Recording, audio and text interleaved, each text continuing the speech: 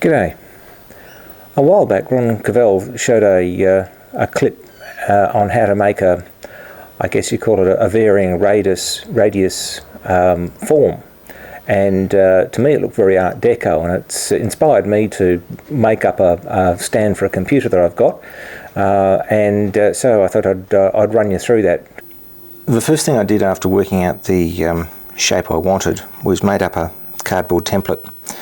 There are various ways to do this. You could start with a block of wood or styrene foam or something and whittle it down and then use that to roll, a version of the rollation technique. You could make up an octagon on the top and the bottom and simply set that up. Or if you've got a flash CAD system, you could draw out the part and then get it to unwrap it. Multitude of ways. I actually did this by my old-fashioned drawing lessons and projected the surfaces. I can't remember much of it, but it was basically, you know what that length there is, you know what this length here is, and so it's just a matter of finding a true length projection of what those distances there are, and a triangulation to get it, because as you can see it just sort of hooks up a little bit. Anyway, so I've got a template. Then it was just a matter of, cutting out bits of aluminium to suit, and then marking it up, scribing lines through. You can see there that, or you might be able to see there, there's a slight dip. So what that's going to mean is when you cut these, you're not going to be able to get right in there. You just have to go for an approximation. When doing stuff like this, particularly if you're going to do multiples which you want to match up, I think it's very important to do not necessarily a prototype but a first off. And so here's one that I did. This is actually the second one I welded up, but you can see here the two angles don't quite meet up. It's not going to be much. I can probably squash that in, but one of my angles here wasn't quite right. For the first time while owning it, I set up the stop on the bender, but I didn't have it quite set right, so that didn't quite work. This one here, much better result. Okay, once I've got these welded, I'll then have to come along to the linisher, and I know they're not welded there and there, but I'll have to come up to the linisher and give them a touch, and that will get rid of, you might be able to just see the scribed line. That'll get rid of that excess there which I couldn't trim off. If you've got a flash plasma cutter or laser cutter, whatever, you don't have to worry about these. You can just sort of say to the cutter, hey, do that, and you see it, but I haven't got that.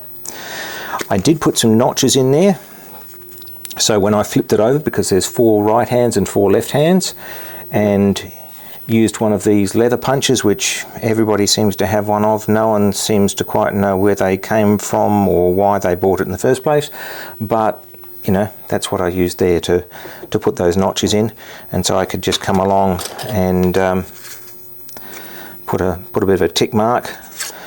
Those scribed lines there are bend lines, so basically I'm going to, that's the inside of the bend, bend to get the two half shapes to make up that. Okay, and then they'll sit there like so, platform across the top, shelf underneath, everything's wonderful. My bender is an old Chambers and Corner made in Queensland. They don't make them anymore, but they're a nice solid bender. On the front, to show the angle I bend to, I use just a magnetic angle finder. I think this came from Stratco or someone like that. That's what I use most of the time, but for this particular job, because it's repetitive, I set the stop, and it's worth having a stop on your bender if you haven't got one, because it does make these sorts of jobs a little easier. But what I found here was that this quadrant had been crunched by the or someone bashing into it, I guess, and so the bolt is not moving smoothly. So I'm going to have to take that off and fix that, so we'll show that a little bit later on too, probably. It wasn't as bad as I thought. I was a bit concerned that this was distorted out to or get out, but what had happened, it looked like it had a decent bang on one side, which had squish that in and pop the other side out. So with a few judicious hammer blows, I was able to beat on the side that was big, and that popped it up, and now the bolt runs through there without too many dramas. The bolt is a bit of a worry though, because it looks like it's been something that someone's made up with a file. The bolt's got flat sides on it to go into a curved slot, which never seems all that sensible to me. So at one stage I'll have to make up a new bolt. I think it's also a little bit short when it's got the washer and the nut, and the washer's pretty horrible anyway. It doesn't quite get long enough.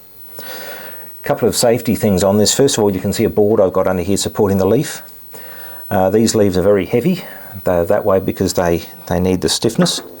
I've also put a bit of, I think it's just a bit of 22 pipe through here just to hold this up so that this doesn't slip away.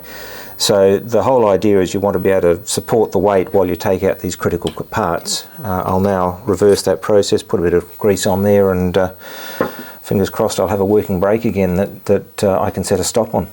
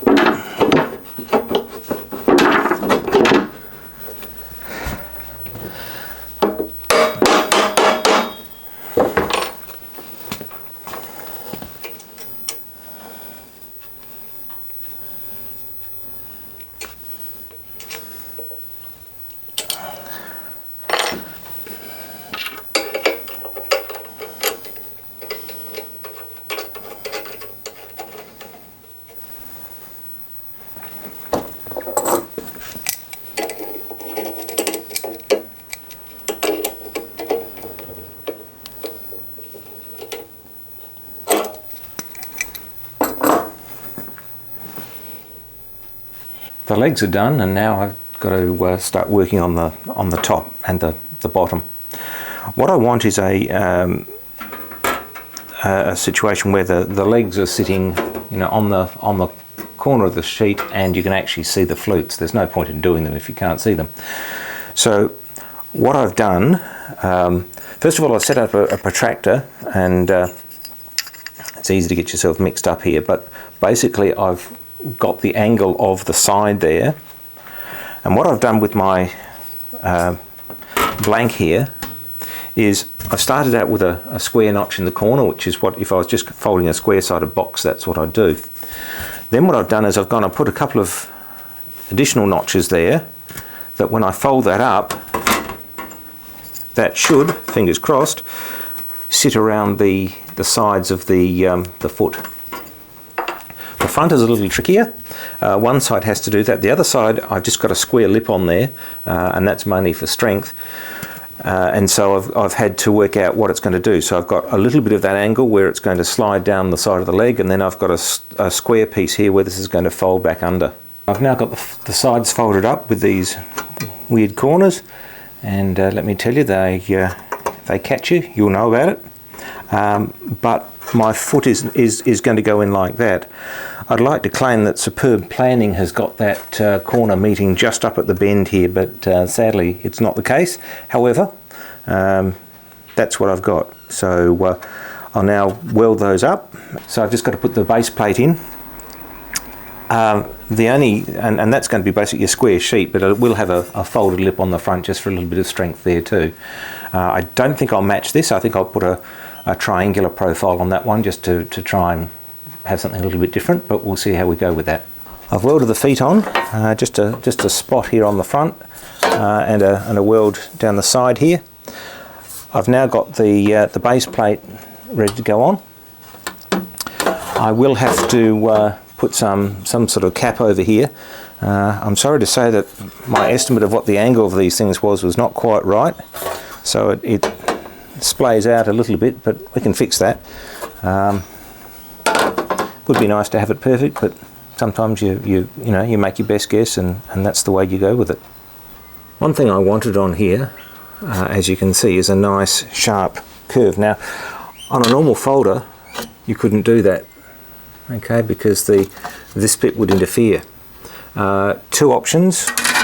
One would be to grind a step out of here, but as you can see behind me, the removable leaf that I made, because it's got this nice flat section, is ideally suited to doing something like this. So don't be afraid of making tooling, even if you don't know how you're going to use it, because once you've got it, you'll probably find that you will use it. I've relieved these holes a little bit. I've shortened this blade so I've got a better gap, and this has worked out quite nicely. This is it. Perhaps not as symmetrical and as neat as I'd like it, but it's certainly got that, what would you call it, a fluted column look on the front there. So that's good. The welding's a little bit patchy, but it's not too bad. So there you go. Thanks for watching. Thanks to Ron Cavell for the inspiration.